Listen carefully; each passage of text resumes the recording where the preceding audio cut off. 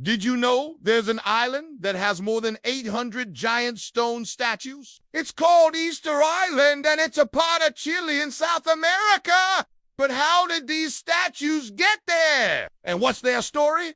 Hi, it's me, and welcome to my channel. Today, we're going to learn about the Moai statues of Easter Island. The people who live on Easter Island are called the Rapa Nui, and they've been living on this island for around 1,200 years.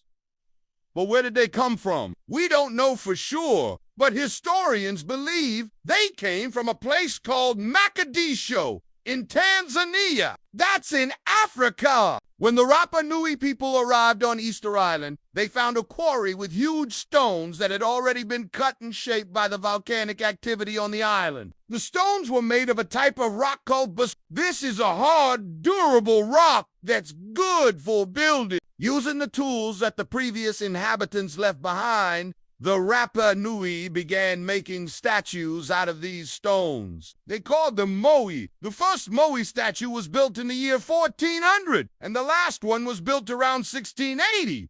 Now, that's a lot of statues.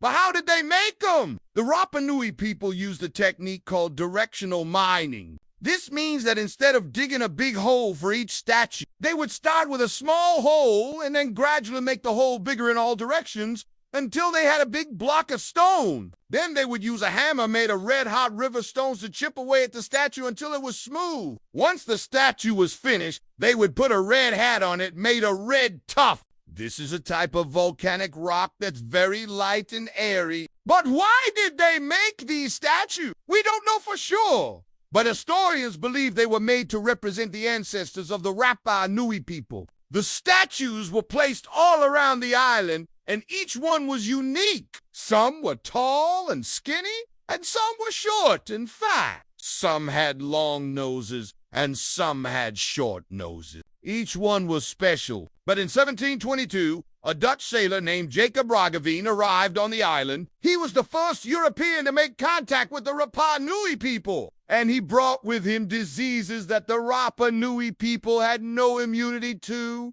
Within a few years, half of them were dead. The remaining Rapa Nui people were forced to flee to the mountains. And when the Europeans arrived in the 19th century, they saw the Moai statues and thought they were the work of the devil.